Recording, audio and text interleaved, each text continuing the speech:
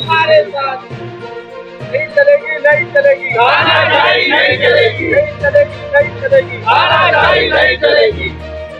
जय जय श्री राम।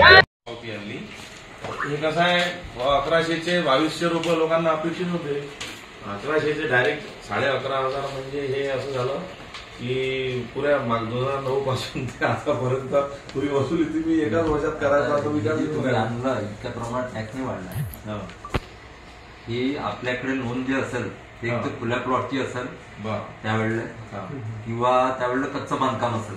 नाही हे ठीक आहे, हे तर एक नॉमिनल दाखवलं आहे ना आपण, पण याचं हे जे तुम्ही एकदम जाहीर सूचना काढून हे जे सूचना केल्या याचं म्हणजे गव्हर्नमेंट कडून आलं की आपल्या इथे पहिले पेंडिंग होतं. हा तेच माहिती बघा, दर 4 वर्षानं चतुर्थ कर आकारणी करणं आवश्यक दर 4 वर्ष 2009-10 पासून आपली कर आकारणी झाली नाही.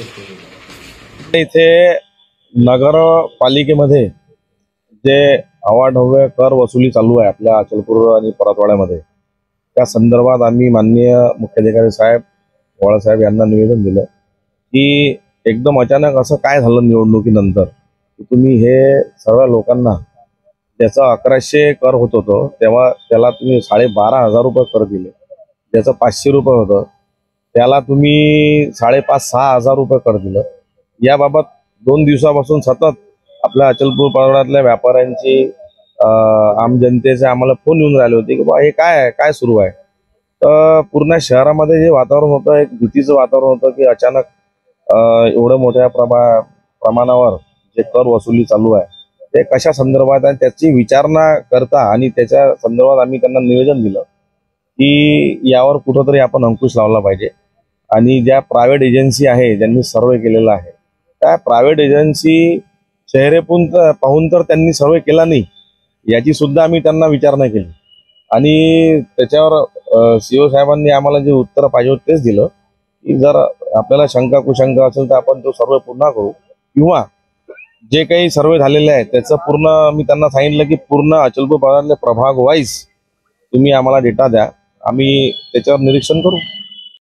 आजच्या या निवेदनाच्या अनुषंगाने भारतीय जनता पार्टी अचलपूर शहर मंडळाकडून हे जे करवाढीच्या सूचना प्रसारित करण्यात आल्या त्या अनुषंगाने आम्ही आज निवेदन इथे शहरा मंडल तर्फे देण्यात दिलं. आणि तिच्यात असं एक लक्षात आलं की एक सरकारी जो निर्णय आहे दर 4 वर्षांनी कर आकारणी पुनर्मूल्यांकन हे झालं पाहिजे, परंतु वास्तुस्थितीत आपल्या नगर परिषद मध्ये 2008 पासून पुनर्मूल्यांकन आतापर्यंत झालं नाही. त्यानंतर 2021 मध्ये पुनर्मूल्यांकनाचा ठराव पुन्हा घेण्यात आला आणि त्यावेळेस जनरल बॉडी होती आणि 2021 नंतर पुन्हा ठराव एक प्रशासकीय यंत्रणा जी म्हणजे एसडीओ आणि सीओ ही जे दोघच जण कारभार नगर परिषदेचं चालून राहिले आहे आणि त्यांनीच हा ठराव घेतला होता आणि त्यांनीच त्या 2 लोकांनी ठराव पारित केला 2022 मध्ये 10/1/2022 मध्ये. आणि त्या अनुषंगानं त्यांनी या नोटीस पेपरमध्ये जाहीर केल्या आणि तिच्यातील निकष असा आहे की प्रत्येक प्रॉपर्टीचा कर हा फक्त 10 ते 35% वाढला पाहिजे, 10 ते 35% वाढला पाहिजे, 30% म्हणजे जर 1,000 असेल तर समजा 1,300 रुपये.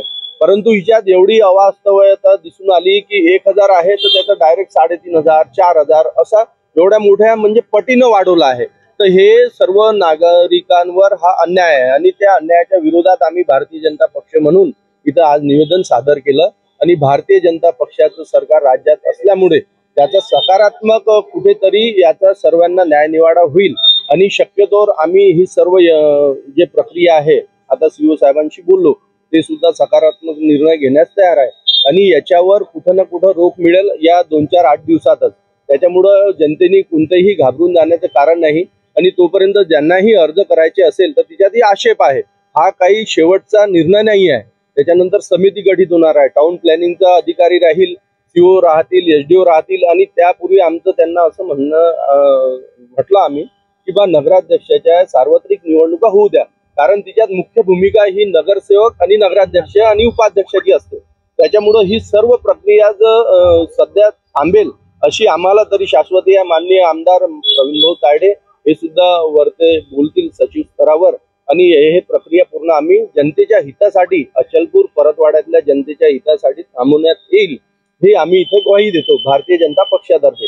आणि बाकीही समस्या आहे, पाण्याच्या समस्या आहे, कुंदन भाऊंनी मांडल्या, स्टँड पोस्टच्या समस्या आहे, तर तेही शिव साहेबांनी आश्वासन दिलं की जे स्टँड पोस्ट सार्वत्रिक नळ जे बंद होते अचलपूरचे आणि परतवाड्याचे, ते या 2 ते 3 दिवसात आम्ही सुरळीत सुरू करू, असं सर्व घडलं आहे.